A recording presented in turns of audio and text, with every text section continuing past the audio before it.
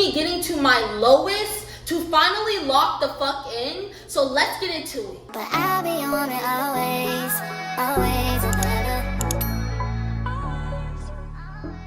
What's up, you guys? It's Ania Vlogs. Today we're going to be talking about how to lock in, what I do, and just my backstory. On this channel, it's about traveling, it's about learning and lifestyle, and my other channel, Zania's World, is about story times and a lot of other things. So go check out my other channel. So let's get into it. I talked about this on Zania's World. I did like a whole story time, but this is not going to be a story time. This is going to be a quick emphasis on what I went through. So if you are new to this channel or you are new to Zania's World, I went through a very tumultuous past. Like, I was abused as a kid, I've been homeless before, I have been everything under the sun. So I have a lot of experience in what I'm talking about, as well as when it comes to mental health. I struggle with depression, literally just came out of an emotional rut a month and a half ago, and I'm still trying to learn new healthy habits. So I want to bring you guys along my journey. So growing up, I didn't have a lot of people who believed in me. My mom was very passive. I love her to death, but she was very passive. Like, if I didn't want to go to school, she wouldn't force me to go to school. And if I wanted her to push me, I would have to be like, Mom, please force me to go to school. And she still wouldn't force me. She would just be like, okay, you don't want to go, it's okay. I'm not going to argue with you. Stay the fuck home, but you better get a degree in the end. And my father was the abusive one. He beat me because of a lot of educational reasons. Well, that's what he covered up his abuse as, because I was dumb, I wasn't smart. So on one side, it was very passive and dismissive, and the other side was, you're gonna be dumb if you don't do this, and you're stupid, and you're an idiot, and I'm gonna beat you, okay?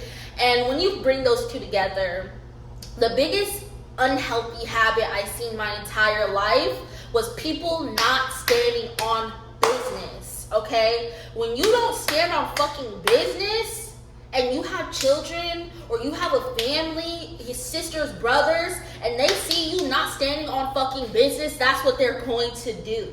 So I never seen anybody follow through with what they were saying. Their words never met their action. How I moved my life was very centered around not moving with actions always work. Came to a point where I was 17, homeless with my entire family, my mom's boyfriend, my mom, me, my older sister, my younger sister, and my niece. So it was actually a family of 6.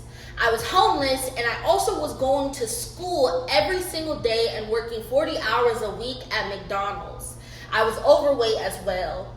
I hated school. I wasn't being pressured to improve, and I also didn't have my dad around at that point because his abuse got worse. So from what I seen at 17 was, my entire family is homeless, we don't have a home, I need to drop out of high school and work full time.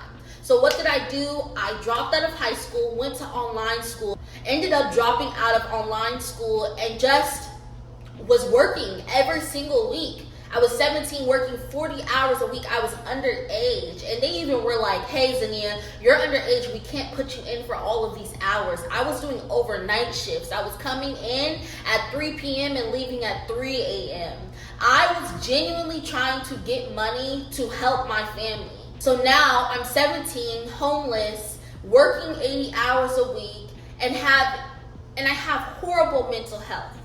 I then start moving towards and inching closer to turning 18. And at this point, I'm now working at Walmart in an unhealthy relationship and just feeling the worst of worst. I was bottom of the barrel, I was clocked out. I didn't have my degree.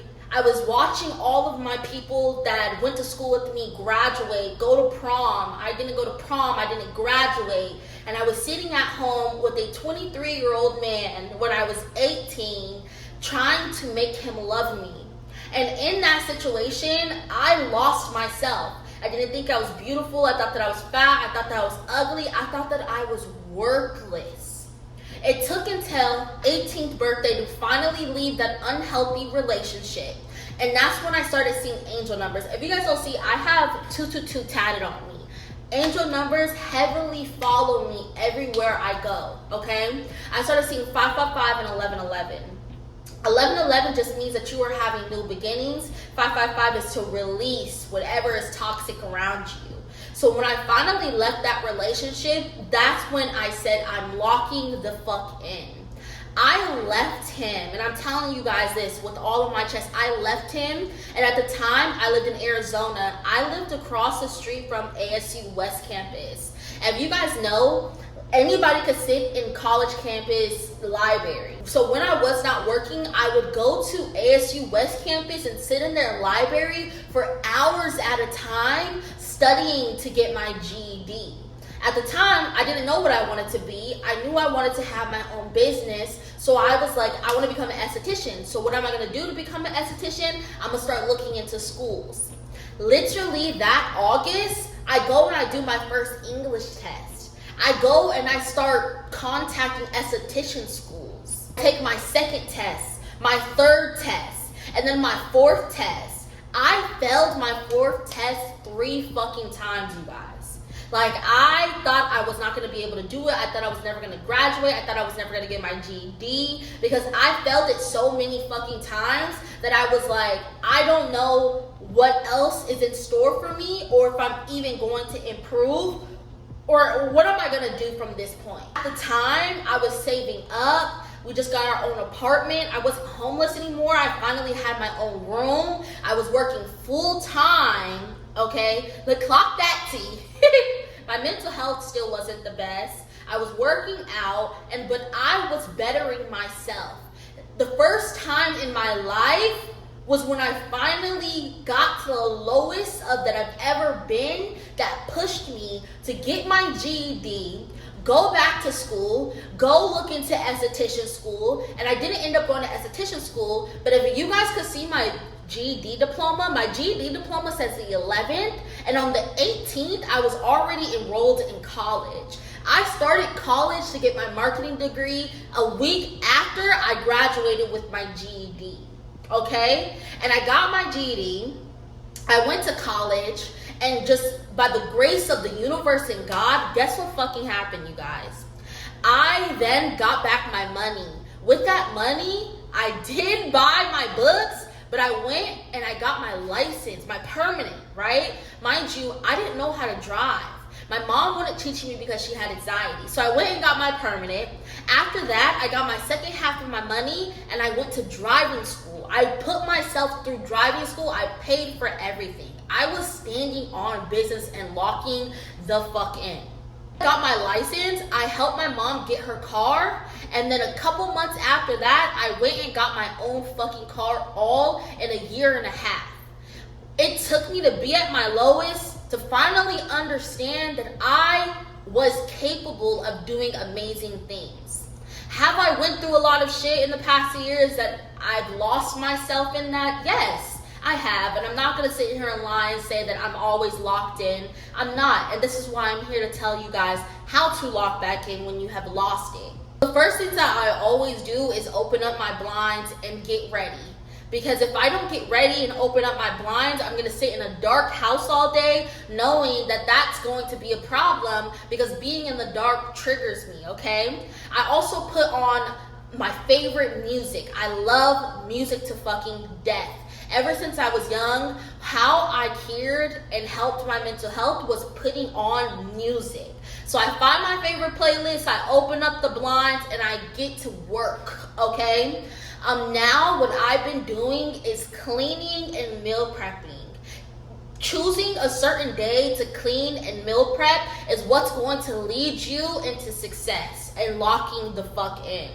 When I clean, I meal prep, okay? And today my house wasn't that dirty, so I was able to meal prep while cleaning because cleaning my dishes was fast, okay? When I meal prep, the side effects of that is that I could wake up, already have food prepared for me, knowing that I'm going to hit my protein intake, that I'm going to feel more healthier, and that I'm not gonna be rushing in the mornings. It sets me up for success. As well as cleaning my house on a certain day. I know that if my counters are clean, but I have a whole bunch of plates that aren't, the sink is going to be filled, but I know in a couple days when I'm off, that's gonna be my cleaning day to clean up everything. As well as going to the gym. Going to the gym or finding some healthy habit can really help you direct your day and also help you with healthy habits. And the last thing that I want to say, and the reason why I'm making this video, is because I did not have anybody to come and rescue me and help me or teach me how to lock in. My entire life, I was told one thing and then I was hit with the other. I didn't know how to trust myself. So now that I'm building trust and I'm building healthy habits, I'm able to become a better person. So that when I do fall on those sins and I do fall into those unhealthy actions that I can do, I'm able to look back at all of my videos and look and see, I've done this before. I am strong enough to do it again. And that's my video. I love you guys, and I will talk to you guys later. Bye.